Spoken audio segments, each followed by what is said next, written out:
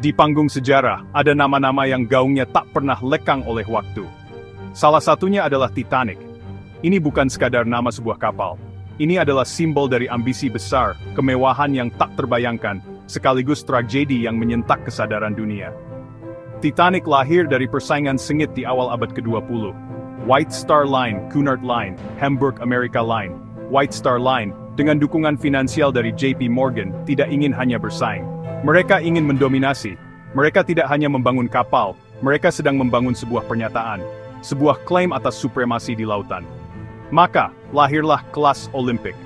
Olympic Titanic Britannic Titanic, yang kedua dari 3 bersaudara, dirancang oleh para insinyur terbaik di galangan kapal Harland and Wolff di Belfast, Irlandia.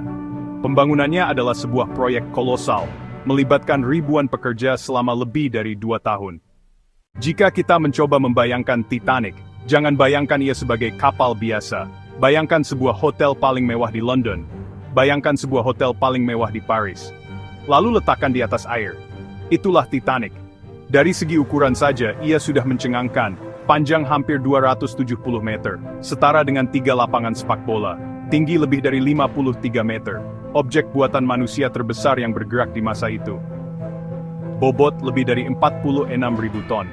Untuk penumpang kelas 1, Titanic menawarkan fasilitas yang melampaui imajinasi.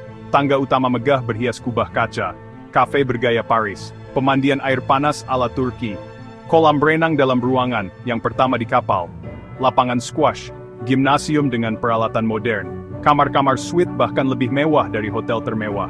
Namun di balik semua kemegahan itu, ada sebuah klaim yang paling menarik perhatian publik, keamanan. Pada tanggal 10 April tahun 1912, suasana di pelabuhan Southampton, Inggris dipenuhi euforia. Kapal-kapal kecil dan penonton mengerumuni pelabuhan. RMS Titanic berdiri megah, cerobong asapnya menjulang gagah ke langit. John Jacob Astor keempat, Benjamin Guggenheim, Isidor Straus, Ida Straus. Mereka semua adalah bagian dari elit yang ingin menjadi saksi dan pelaku sejarah. Namun, di dek yang lebih rendah, ada lebih dari 700 penumpang kelas 3. Mereka adalah para imigran, membawa seluruh harta mereka dalam koper usang. Irlandia, Skandinavia, Eropa Timur. Mereka semua bermimpi memulai hidup baru di Amerika. Perjalanan dimulai dengan sebuah insiden kecil saat Titanic bermanuver meninggalkan pelabuhan. Titanic memulai perjalanannya melintasi hamparan luas Samudra Atlantik Utara menuju New York. Selama 4 hari pertama, pelayaran berjalan sempurna. Hari Minggu, 14 April, operator radio Titanic menerima setidaknya 7 peringatan S dari kapal-kapal lain. Tepat pukul 23:40 pada tanggal 14 April 1912, di tengah lautan yang luar biasa tenang dan dingin, di tiang pengawas, Frederick Fleet, di tiang pengawas, Reginald Lee. Dari kegelapan pekat di depan, muncul sebuah bayangan hitam yang lebih gelap dari langit malam. Itu adalah Gunung Es. Fleet segera membunyikan lonceng peringatan 3 kali. Gunung Es di depan. Di Anjungan, perwira perma William Murdoch yang sedang bertugas segera memberikan perintah drastis. Memutar kemudi sepenuhnya ke kiri, dan memerintahkan mesin untuk mundur penuh. Sebuah upaya putus asa untuk menghindari tabrakan langsung. Manuver itu dilakukan dengan cepat, tetapi sudah terlambat. Ukuran Titanic yang masif membuatnya tidak bisa berbelok dengan lincah seperti kapal kecil. Kapal raksasa itu berhasil menghindari benturan langsung di bagian depan. Tetapi sisi kanan lambungnya mulai menggesek bagian gunung es yang bergerigi di bawah permukaan air.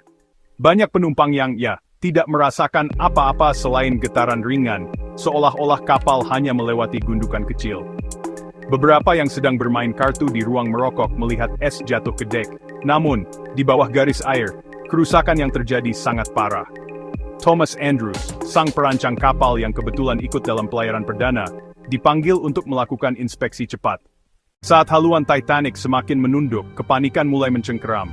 Proses evakuasi berjalan kacau dan tidak terorganisir. Para awak kapal, tidak pernah dilatih untuk menangani situasi seperti ini. Perintah utamakan wanita dan anak-anak diterapkan secara tidak konsisten, sehingga banyak sekoci diturunkan dalam keadaan setengah kosong. Penumpang kelas 3 yang berada di bagian bawah kapal terhalang oleh labirin koridor dan gerbang yang terkunci, mengalami kesulitan terbesar untuk mencapai dek sekoci.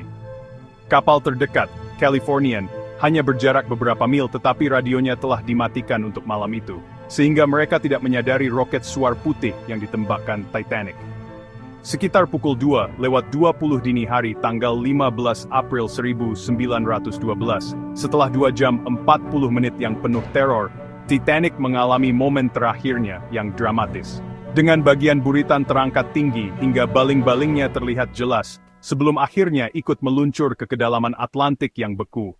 Lebih dari 1.500 orang tertinggal di air yang suhunya di bawah titik beku. Hanya beberapa jam kemudian, kapal Carpathia tiba dan menyelamatkan 705 orang yang selamat dari Skocie.